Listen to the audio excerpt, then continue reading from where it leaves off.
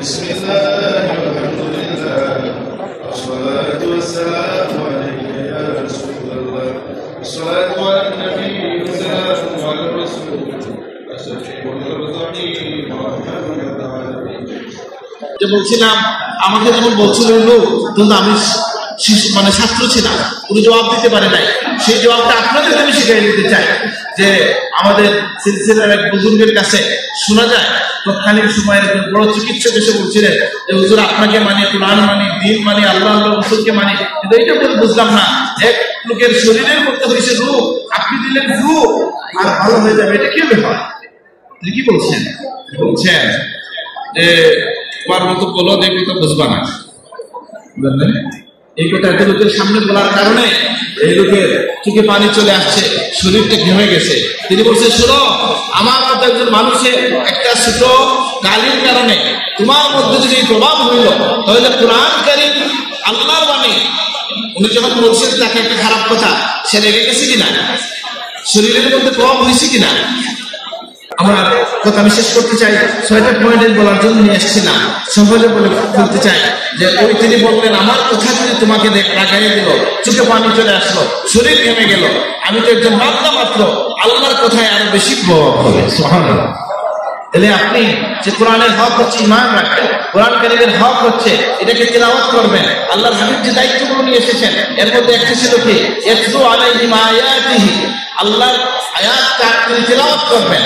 কোরআনের একটা হক হচ্ছে এটা তালিম জারি থাকবে।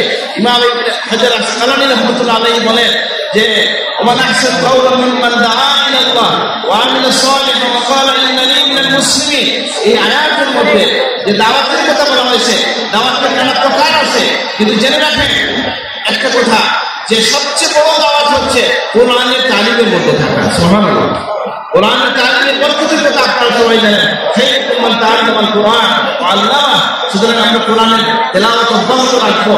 বড় হাফিজ সাহেবদের সাথে কথা বলে দেখেন যে আমাদের যিনি হাফিজ হয়েছেন তার তেলাওয়াত বেশি লাগে না কম লাগে? বেশি লাগে।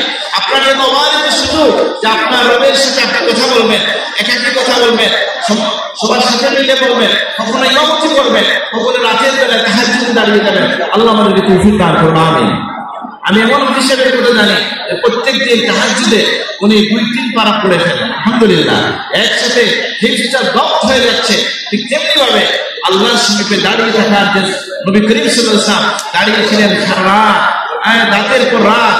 উসমান রাদিয়াল্লাহু আনহু এক রাকাতে কোরআন পড়ে ফেলেছেন, আবু হানিফা রাহমাতুল্লাহ আলাইহি এক রাকাতে পুরো কোরআন পড়ছেন। তার একটু হইল আমল হইল আমাদের হাফিজ সাহেবদের মাধ্যমে। এটা সুযোগ আছে, যিনি হাফিজ না তার পক্ষে কি সম্ভব? সম্ভব না। আচ্ছা, আর আমাদের একটা দায়িত্ব হচ্ছে তদব্বুর করা কোরআনের। আফালা ইয়াতাদাব্বারুনা কোরআন আম আলা কুলুবিন আকফালুহা। কোরআন কারীম আপনি পড়লেন, কোনো একটা আয়াত আপনাকে ধরে না, এটা তো হয় না। আপনি যদি প্রশাসনের কাছে মুরিদ হন, আল্লাহর কাছে মুরিদ হন, তাহলে আপনাকে শেখানো হবে যে আপনি মুরাকাবা করেন। মুরাকাবা কাকে বলে? লম্বা কথা, সহজ ভাষায় আদম সালিকিন করে দেখেন মুরাকাবা শিখিয়ে দেওয়া হয়েছে। প্রথম মুরাকাবা হচ্ছে কোরআন কারীমের কিছু আয়াত দিয়ে মুরাকাবা করা। তা আপনি কোরআন কারীম পড়তে পারেন, মুখস্থ আছে, অর্থটা বুঝে, মাঝে মধ্যে এখানে আপনি জীবনে বহু সমস্যার সময়ে, ঝামেলার সময়ে, বিপদের সময়ে এই কোরআন কারীমের তাদাব্বুর আপনাকে সাহায্য করবে। আপনি যখন একাকী হয়ে যাবেন, আল্লাহ বলেন ওয়া হুয়া মাআকুম আইনামা কুনতুম, আপনি কোনো বিপদে পড়ে গেছেন, ওয়া হুয়া ইন্নাল্লাহা আলা কুল্লি শাইইন কাদির, আমি যখন কোনো কাজ করছি সেটা সৎভাবে করব। আল্লাহ বলেন আলাম ইয়ালাম বিআন্নাল্লাহা ইয়ারা, তারা কি জানে না যে আল্লাহ তাদেরকে দেখেন? সুবহানাল্লাহ। সুতরাং আপনার কাছে সম্পদ চলে আসছে, যেমন তাদাব্বুরের দিকে আমরা মনোযোগী হব। আল্লাহ আমাদেরকে তৌফিক দান করুন। তাদাব্বুরের আগে আপনার এই বিষয়ে ইলম লাগবে। আরেকটা হচ্ছে কি, এই অনুযায়ী আমল করবেন।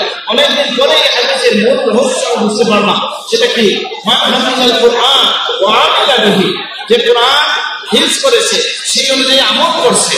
শুধু কি হিফজ করলে হবে না আমল করতে হবে? কথাটা বুঝেন আমার। খালি হিফজ করলেন একজন, পরে অন্যদিকে চলে গেলেন, হবে না তো।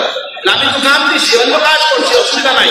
আপনি দোকানের মধ্যে কোরআন শরীফ রাখেন, ওইখানে পড়তে থাকেন, ওইটা বরং আরো বেশি প্রশংসনীয়। যে এমন মানুষ যাদের প্রশংসা করা হয়েছে, যাদের ব্যবসা বাণিজ্য আল্লাহর জিকির থেকে, কোরআনের তিলাওয়াত থেকে তাদেরকে বিরত রাখতে পারে না। আপনার কর্মক্ষেত্রে বিভিন্ন জায়গায় হতে পারে, কিন্তু জীবনে জানা যায় না আপনাকে কোরআনের সাথে থাকতে হবে। যারা হাফিজ কোরআন তাদেরকে আমাদেরকে আমরা তৌফিক দান করুন, আমিন। আমার নিজের পক্ষ থেকে একটা কথা বলতে চাই, সেটা হচ্ছে আমি জিজ্ঞেস করছিলাম ভাই আল্লাহ সুবহানাহু ওয়া তাআলা যে বললেন ইন্না নাহনু নাযালনা যিকরা ওয়া ইন্না লাহু লাহাফিজুন। আমার কথা কি শোনা যাচ্ছে? ইন্না নাহনু নাযালনা যিকরা ওয়া ইন্না লাহু লাহাফিজুন। এই কোরআনকে আমি নাযিল করেছি, এটাকে আমি হেফাজত করব। আমি জিজ্ঞেস করি আল্লাহ হেফাজত করার মাধ্যমটা কি, প্রধান মাধ্যম কি? আপনারা সবাই জানেন যে হাফিজে কোরআনের পক্ষ হচ্ছে আল্লাহর রক্ষা করার প্রধান মাধ্যম। আর আমি জিজ্ঞেস করি, আমি যদি একটা পাত্রে পানি রাখি আর বলি পানিকে আমি হেফাজত করবো, তাইলে শুধু পানি হেফাজত করবো না পাত্রকে হেফাজত করবো? বুঝলেন তারা? তাহলে আমি তো বলবো প্রত্যেক হাফিজে কোরআনকে, কোরআনের ধারককে, সাহিবুল কোরআনকে সম্মানের জীবন দেওয়ার দায়িত্ব আল্লাহ সুবহানাহু ওয়া তাআলা। তাহলে কি হবে? আমরা যদি সত্যিকারেই ধরে রাখতে পারি, যদি সত্যিকারেই আপনি কোরআনকে ধরে রাখেন। হযরত সাহেবুল্লাহ বলছেন, আমার উস্তাদ রইসুর আহমদ ইলাহি মক্কি রাহমাতুল্লাহ আলাইহি বলছেন, যার মধ্যে দুইটা গুণ আছে সে জীবনে তার মাথা নিচু হবে না, আল্লাহ তাকে ইজ্জতের জিন্দেগি দান করবেন। একটা হচ্ছে শুদ্ধ কোরআন, হুব্বে রাসূল। সুতরাং আপনারা শুদ্ধ কোরআন পেয়েছেন, পীর ও মুর্শিদের কাছ থেকে হুব্বে রাসূলের পতাকা পেয়েছেন। এখন আপনার দুনিয়া জয়ের মুহূর্ত চলে আসছে, আলহামদুলিল্লাহ।